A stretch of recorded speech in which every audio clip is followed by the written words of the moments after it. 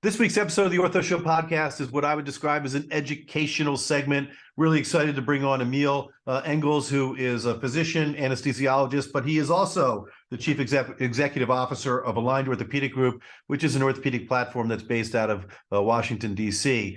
You know, private equity in orthopedics is like black licorice and the Grateful Dead. You either love it or you hate it. There's a lot of controversy back and forth. What we're trying to do with this episode is to provide an objective viewpoint from someone in private equity about advantages, disadvantages, and the rationale and reasons why perfectly successful, well-accomplished private practice orthopedic groups are joining into these equity platforms. It's really quite fascinating and interesting. It's innovation in space. I think this will answer a lot of questions for you. It should be a fantastic episode. I know you're going to love it. Dr. Scott Sigman, #FollowTheFro.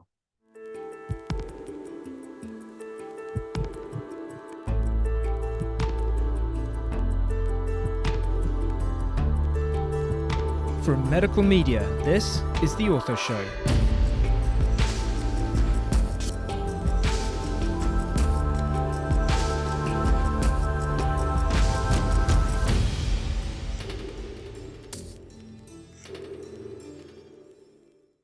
Hello, world. Dr. Scott Sigman, your favorite opioid-sparing orthopedic surgeon, here for another episode of the Ortho Show podcast, where everyone knows we bring you the best of the best in orthopedics. We're going to pivot a little bit again to one of the hottest topics in orthopedics, which is private equity. So we have a special guest on today, Emil Engels, who is a physician, also has an MBA. He is the chief executive officer of Aligned Orthopedic Group, which is an orthopedic platform down in the Washington, D.C. area. He's an anesthesiologist by training, still passes gas on occasion to keep his credentials and make sure that he's an active doctor. And Emil, it is a pleasure to have you on the show, my friend. Oh, it's a pleasure to be here, Scott. Thanks for having me, and really look forward to the discussion today. Oh, we're going to have a lot of fun. You know, you and I have become fast friends as we've traveled. Old friends now, as we've traveled the country doing these PE platform talks and trying to educate and make sure that people understand, you know, what this is all about. So it's really a pleasure to have you on. Thank you. Likewise, the pleasure. I'm pleased to be here, and thanks for having me. All right, terrific. So a little bit about your background. UVA undergrad, you got your MBA at the University of Tennessee right after school, I'm assuming. Then you go to Yale to get your medical degree. And then you and I are actually hanging out in Boston together. I'm not sure we even got that far to talk about it. But in the mid-'90s, I'm at that point, I am back from Curl and Job, and I'm starting my practice. And you're at the Brigham and Women's Hospital, and you're getting up and going on your anesthesia career. That's right, although the MBA came a little bit later. So my career was not really a direct path to where I am today. In fact, if you'd asked me 20 years ago if I'd be doing what I'm doing today, I would have said you're out of your mind.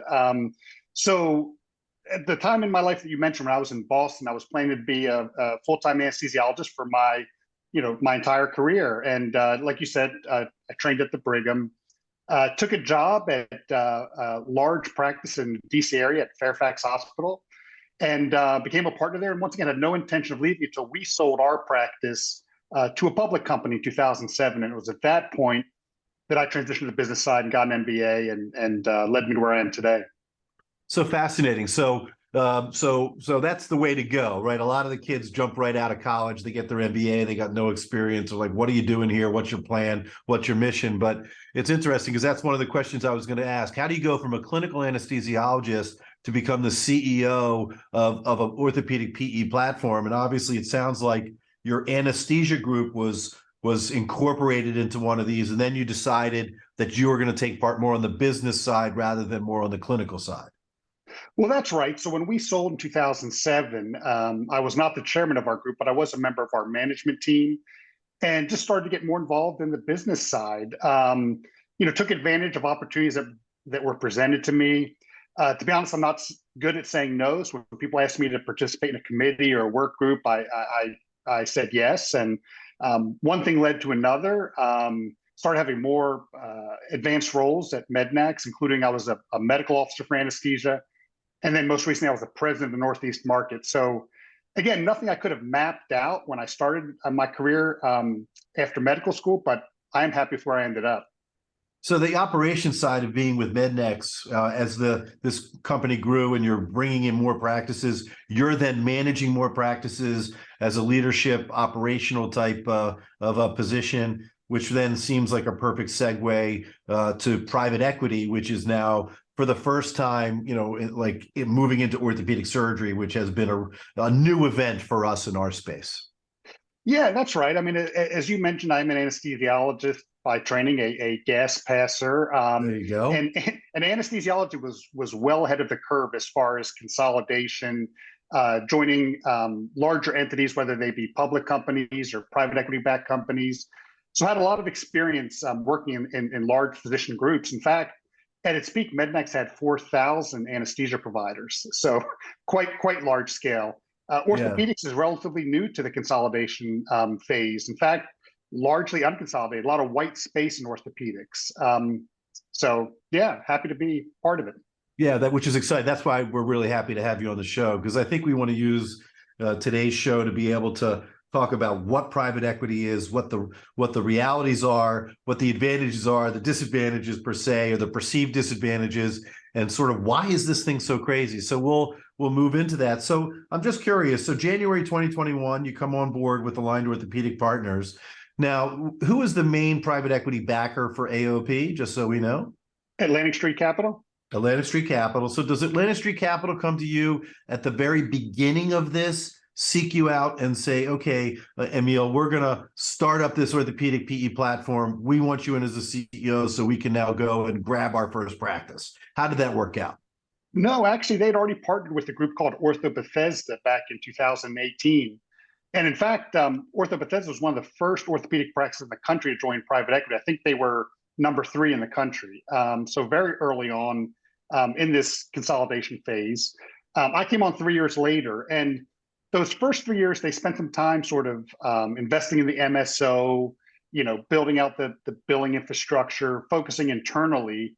But then, of course, they were impacted by COVID, so really didn't, have the opportunity to grow much in those first few years. And I came on in 2021, and we've had a remarkable growth trajectory since then. So it's a good story to tell.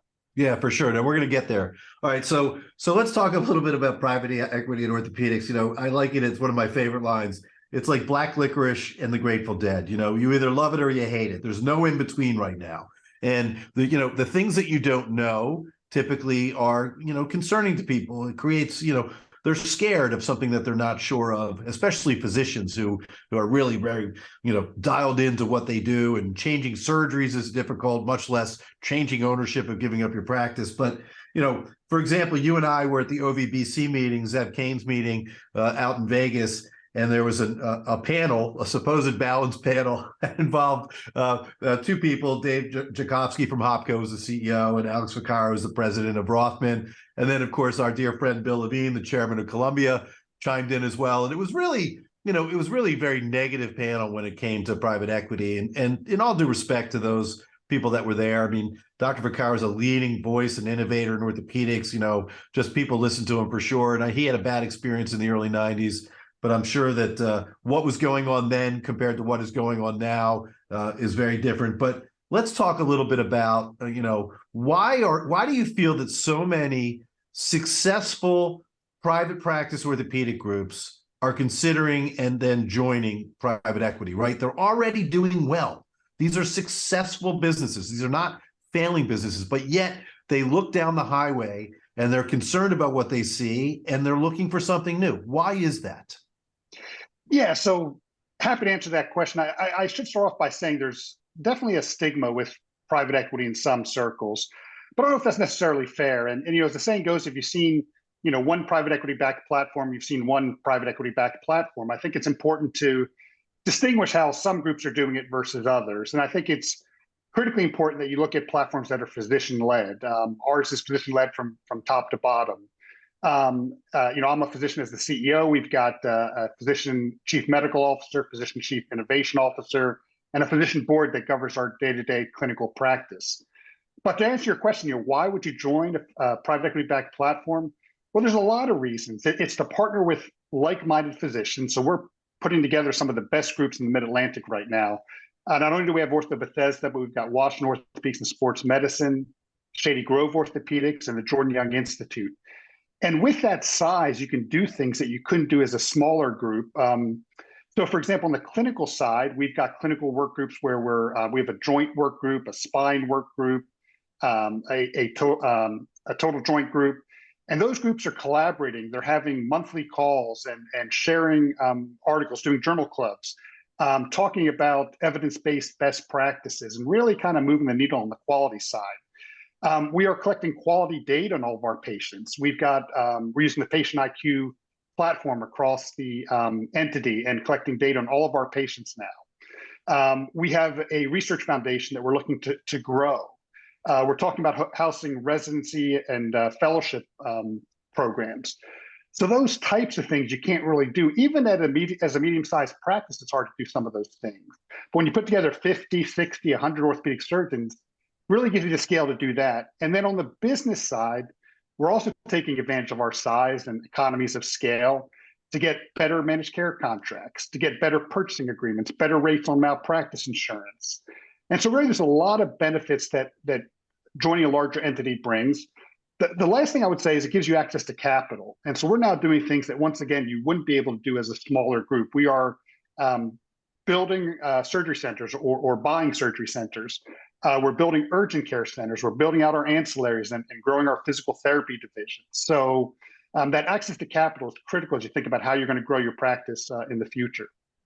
Yeah, these are all fantastic points. And also, to be completely transparent for our listeners, my orthopedic practice was purchased by the Spire private equity platform. And but we're good friends. AOP and Spire seem to be a very similar pathway as far as how they manage. And I think you bring up some really great points, which it's, in my 25 years of actual clinical practice, I would say it's really hard right now to be able to grind, to be able to do what you need to be able to do to take care of the volume of patients, right? And I say it all the time, it's not physically possible for me to work harder.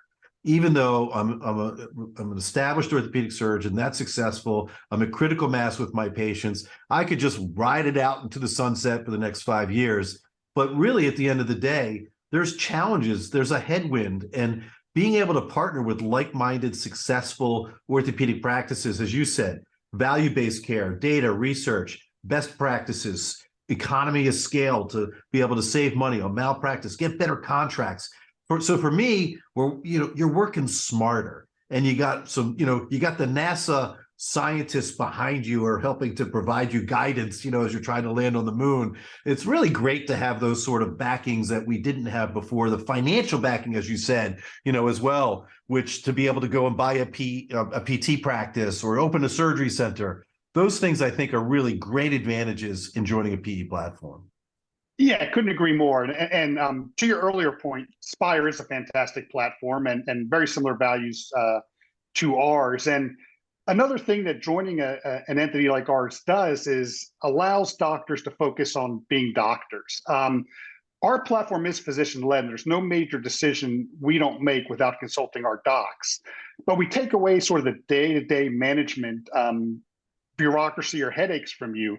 So you can focus on, again, just taking care of patients and running your clinic. So that's a real advantage. Then, of course, we bring business expertise to the table. So, ways to collect data, parse data, analyze data, to make the smartest decisions when thinking about how to move your business to the next level. It's funny. I always joke around. I mean, in our business meetings, our monthly business meetings prior to joining private equity, to get 12 orthopedic surgeons in a room and try and agree on anything was nearly impossible. And then dealing with the day-to-day operations of human resources, and somebody's kid is sick and this is going there, and it's just all of these headaches that we dealt with on a day-to-day, those go away. Our meetings right now take about a half hour. Because everything has been organized and put together and it's just sort of run in a way that takes those headaches away, just as you described. So let's talk a little bit about some of the perceived disadvantages of joining private equity. And I'm going to throw a few out there for you. I'm going to give you some softballs and you just start hitting them out of the park for us. Okay. So number one, okay, the suits are going to tell us how to practice. They're going to come in. Private equity is going to tell us, you got to see more patients. You can't take more vacation. We're getting rid of your nurse practitioner. talk to our listeners about what PE can do, and as far as the management group, about the clinical practice of medicine. Yeah, great question, Scott. So I do think it's important, if you're thinking about joining a private equity backed platform, that you do your homework. And once again, not all platforms are equal, but it's critically important that you join a platform that's physician led and allows you to manage your own clinical practice. If the deal is set up appropriately, if the comp model is set up appropriately, your incentives will be aligned. Another critical part of the way we run our platform, same as yours, is that all of our physicians own in the business, and they're still compensated based on productivity. So with those sorts of incentives, I never tell my docs how much vacation to take, how many patients to see in a day. Our incentives are aligned. They want to work as hard as they want to work to make meet whatever their salary expectation is. They take vacation when they want to take vacation, but we're all in this together. We're all rowing in the same direction because we own in this platform together and want to see it succeed in the future. So critically important decision. If you're contemplating joining a platform, definitely do your homework and make sure you choose one where that physician autonomy is maintained. Yeah, make sure you get good legal counsel too. I mean, you want to make sure that you're getting what you think you're getting, and people can explain the complexities of these big business deals to you so that you understand them. Make sure your letter of intent, if you're thinking about signing on board, is reviewed by an attorney before you sign it as well. I think that's an important, a couple of takeaway points. All right, so here's another one for you. Again, I'm just going to just lay them up there for you, and you just sort of knock them out of the park. So it's only private equity is only good for the old guys. They're selling out so they can take money. They're going to leave the practice, and all the young guys are going to be stuck with this, and they're going to have nothing to do later in life, and they're going to be so sorry they did it. Yeah, so you raise another good question. In fact, the question that you just asked me is one of the most common questions we get asked when sitting down with groups and talking about partnering. So no question, it is beneficial to mid-career and senior career physicians. I don't know how much the audience knows about how one of these deals is structured, but basically we give you cash. We buy a portion of your earnings. You'll hear the term EBITDA tossed around in a physician practice. That's basically a part of your compensation. So we buy a part of your compensation as a multiple, and that's paid in a combination of cash and rolled over equity into the platform. So the terms are quite compelling. If you look at the tax treatment of sale proceeds, the time value of money, it's a very attractive deal for anyone, regardless of the stage in your career. But the young physicians often ask, to your point, Scott, why should I do this? I'm 35 years old, just hitting my stride, and I'm going to sell you part of my income for the rest of my career. Well, a critical concept for a private equity-backed platform is income repair. You've got to find ways to repair or return a physician's income more towards what they're making before the sale over time. You've got to be able to provide them with a market package, right? Otherwise, nobody's going to stay with your platform. So how do we do that? There's a few different ways. We really focus on increasing revenue. So any sort of new business opportunity, a unique partnership like a clinically integrated network, better managed care rates. So we better marketing. So we drive more business to the practice. But there's also ways to repair income through building out ancillaries, and we do that in our platform. So when we build out physical therapy, which we're doing at a very rapid pace right now, part of those profits flow back to the doctors. We partner with our surgeons in the surgery centers, and again, we own part of it, but they own directly as well, and so they're getting income repair through their surgery center ownership. We're about to build a sports performance center in our market, and once again, the physicians will share in the profits from that center. So for a young physician, he or she also sees those benefits of the cash up front, the rollover equity, but then over time, hopefully, again, based on the platform, achieves income repair where they're back to earning a market salary in a few years. Yeah, and the younger guys have room for growth. They have room for improvement. They've only been in practice for 5 years, right? I mean, what does it take to get to the point when your practice is, at critical mass? Probably at least 15 years. So the point being, you're giving up some now, but then you're going to have more down the road to build it back up to where you were. And then also, which is part of my next softball I'm going to throw you, is that the idea is that there's going to be liquidity events that occur, and other groups will come in because you've been successful. Then there'll be a second bite of the apple, a second inning, whatever it is that you want to call it. And then you're going to get a multiple on that as well. So at the end of all of this 25-year or 30-year career, if you started in private equity in the first 5 years of practice, let's say, you may have 3 events where you would have grown and had significant earnings well beyond what you would have done just as a W-2 employee who's working as hard as he can to generate income. Well, that's right. Like I said, and we don't have enough time on this call to really get into the details of this, but the math is quite compelling. Not only that cash payment you get up front that's treated as capital gains and can be invested and you can realize a return on that, but the equity that you get in the form of rollover has significant value. To your point, all of these private equity backed platforms are looking to sell in the future. Orthopedics is relatively new to the PPM space. Like I said, in the anesthesia world, consolidation has been going for 20 years. There are some platforms that are now having their third bite of the apple. They flipped hands 3 times. And once again, the math is compelling. Really encourage you to take some time and look at how the numbers work out. So for a young physician, to your point, who has a 20 or 25-year career ahead of him or her, it really is quite attractive to consider a deal like this. Agreed. And then for the older partners as well, for myself, I'm at the twilight, towards the end of my career, not at the twilight, but I still have ways to go. But if I were to retire tomorrow, I'd get, in my old world, I'd get 2 months accounts receivable and maybe a watch, and everybody would say goodbye. Thanks for being here. You built a practice for 25 to 30 years, and yet it had no value. You just walk away from it. Being in a deal like this, in a private equity platform, you have fair market value. You own shares in your business. Those shares in that business can then be sold upon retirement, and you have value to what you have built. I think that is really one of the more compelling reasons to consider private equity. No, absolutely. It's a way to monetize, using your words, the practice you've built. Your blood, sweat, and tears over the years, toiling to build a great practice. It's a way to realize the value of that, and so it's absolutely recognition of the hard work you've done, and for a mid or later term physician, it's a way, to your point, to realize financial gain for those efforts. Yeah, and that's okay. You can say that out loud. We work hard. You should be able to have financial gain, and that's okay. So one more for you, which I always hear a lot of too, which is, oh man, private equity is just all about making money, man. The minute they can, they're going to sell. You're going to go to some larger private equity thing on the second turn of the apple. They're going to rip up your contract. They're going to tell you now what you have to do. You're going to have to see more patients.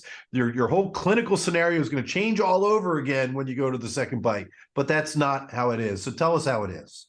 Yeah, I mean, so some basic points here. First of all, good medicine is good business. We always say that, but if you're doing the right thing, providing high quality care to your patients and working hard, the business in medicine will take care of itself. Really, I mean, there's plenty of money in medicine. You don't have to make it off of the backs of the clinicians. So that's my first point.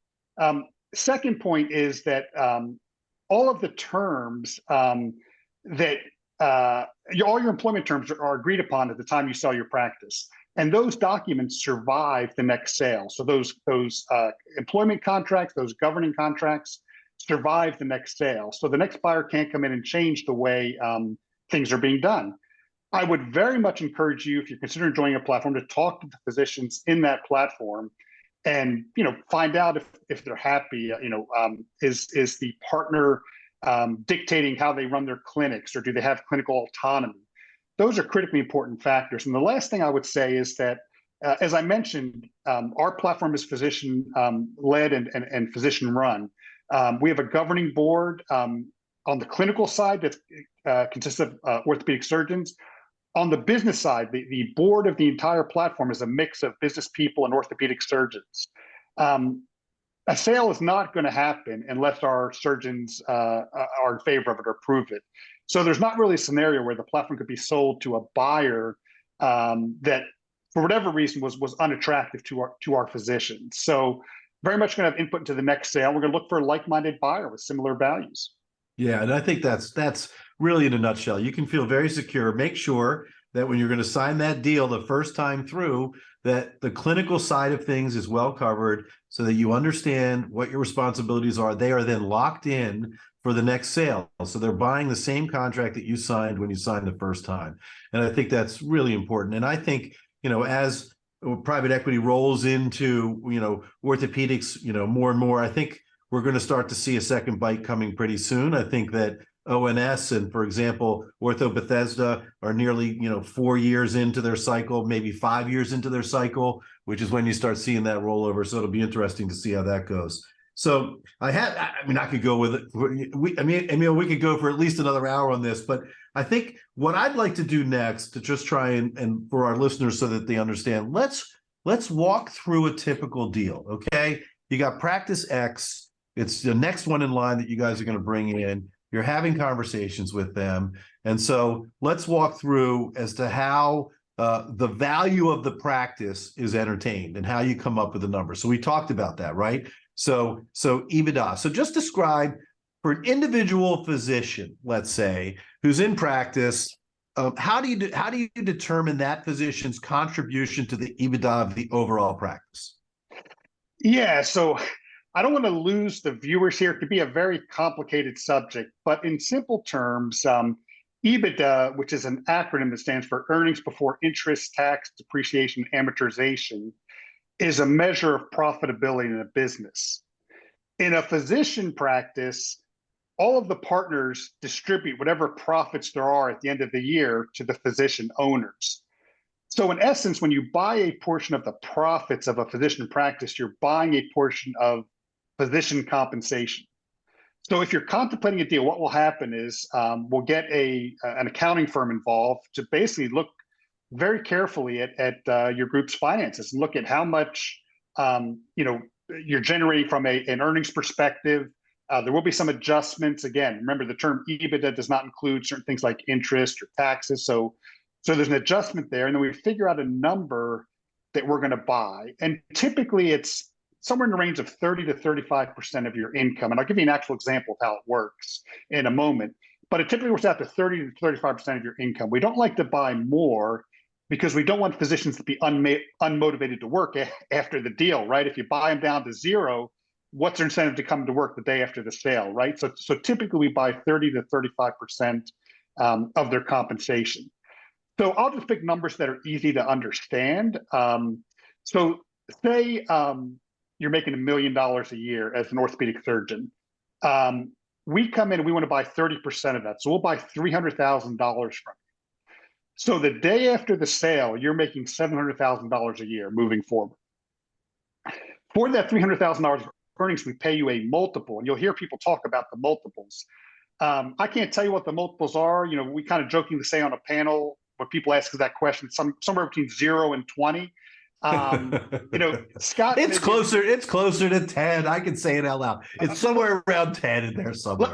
Let's use your number. So okay. If you're selling $300,000 of income for a multiple of 10, you're going to get a check for $3 million. Now we ask you to reinvest about a third of that back into the platform. So you walk away with $2 million in cash and $1 million of equity in the platform. And as Scott was mentioning earlier, at the second bite of the apple, when we sell the platform, we hope you realize a return on that, $1 million of equity you roll over. Could be 2 times its value, 3 times its value. There's no guarantee on six times the value. It could be. I will tell you that the private equity partners typically look for a 3 times return on their investment. So that's kind of the ballpark they're looking for. And depending on your timing of when you join the platform, it could be, less than that. But generally speaking, that's the ballpark of where private equity is looking for on their money. And so that's basically how the deal works. Now, hopefully over time, you start off making $700,000 a year. Hopefully, because of the things we talked about, building out ancillaries, better managed care contracts, surgery centers, urgent care centers. Hopefully, the second year you're making 725 or 750, and the third year you're making 800. Slowly, we get you back to that pre-sale value of compensation. But that's in very simple terms how a sale works.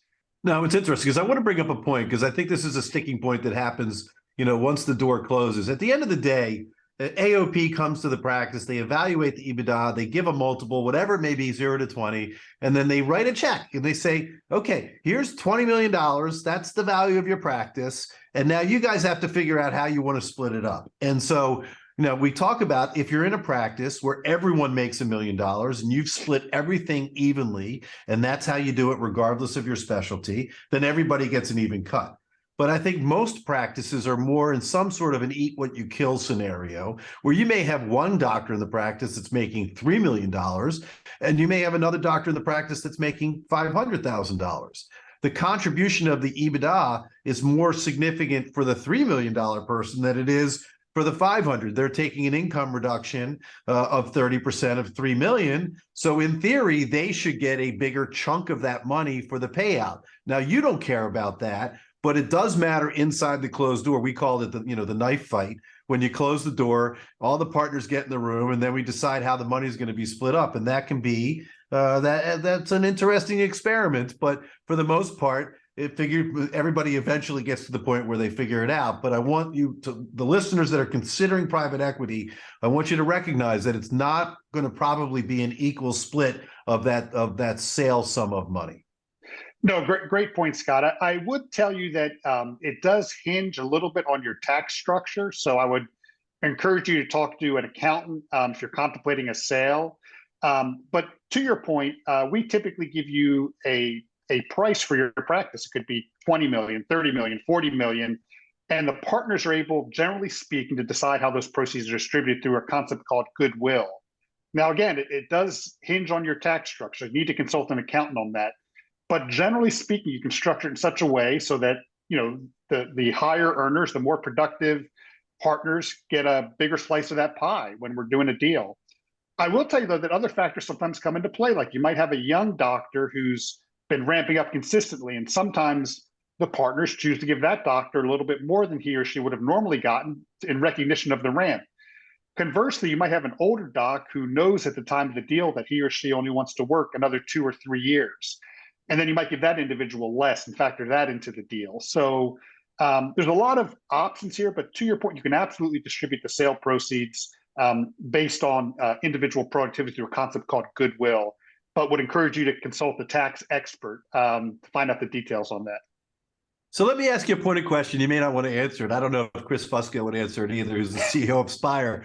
But your growing platform, I mean, it's really congratulations to you on the way you guys have been really advancing. How many doctors have left your overall platform since signing on board? I'm just curious. At this point, what do you have? 50 physicians and a number of physician extenders as well? That's right. No, we're north of 50, and a lot of physician extenders, a lot of physical therapists. It's worth noting in the entire history of the platform, one physician has left. Actually, I take that back. There's a second one that left from one of the practices who knew at the time of sale he only wanted to work 1 year and build in retirement to the sale. So one physician left after 1 year. There is a younger physician that left who really was just not cut out for private practice. It had nothing to do with the private equity structure. Really wasn't getting busy, and as a sign, it really wasn't. He really wasn't cut out for private practice. When he left our practice, he took a job with CVS Aetna as a medical expert approving claims. So really, again, not cut out for the private practice orthopedic world. Other than that, we haven't lost anybody, and we've added 11 physicians now to the platform since we sold to private equity. Individual physicians, whether it be from fellowship or from competing practices, or even competing platforms. We just added a physician this year from another platform. So, I mean, that tells you something about what we're doing right there. Yeah, that's why I wanted to ask. I mean, I think that there are always going to be 3 sides to a story, right? And I think that for this was really important because I wanted our listeners to sort of understand from an outside objective CEO within private equity platform that I don't work for that can explain, the process so that we can try to educate the physicians and doctors that are out there that are considering this. I think that there are advantages and disadvantages to everything that we do in clinical practice. Take your time, do a good search, look to answer the questions that are needed. Is this a physician, is it a physician run type of a private equity platform? What's the history? Talk to the doctors that are in the platform. Are they happy? Are things advancing and moving in the ways that they are? And I think you've done an outstanding job today, Emil, really sort of describing the process and why you're having success in private equity at this time. Yeah, well, thanks, Scott. Really enjoyed being on the show. I have to tell you, I very much believe in what we're doing. I do think we're bringing value to healthcare. We're changing the way healthcare is delivered, whether it be through value-based payments, as you mentioned earlier. We are actively involved in value-based payments, quality initiatives, clinical collaboration across the groups, forming unique partnerships. Like we're now in 2 clinically integrated networks. We're doing direct-to-employer contracting. So once again, on the clinical side, really changing the way healthcare is delivered. And then on the business side, making improvements, realizing synergies and economies of scale that really affect everyone's bottom line. And so, our physicians are very happy in the platform. Once again, I'm excited about what we're doing, believe in what we're doing. And I think the future for private equity-backed platforms is bright. Yeah, no, I think innovation takes courage. To do the same thing that's been done before, I think it is not the way to go. I think looking and innovating, especially in our healthcare market right now, there's been tremendous transformation, whether Walmart's buying a medical practice or Optum is buying primary care practices. I think you have to move forward, you have to advance, you have to have great team leaders around you to make sure that it goes well. I think we've done a good job here. I think we've done a good job explaining to our listeners as to what, the advantages and disadvantages are for private equity, and really want to thank you again, Emil, for the time, and look forward to seeing you on the road again soon. Well, thank you, Scott. Look forward to seeing you as well. And thanks to all your listeners who've tuned in to this podcast. Once again, I encourage you all to do your homework, but I do think the future of private equity-backed platforms is bright. And so look forward to meeting some of you at meetings in the future.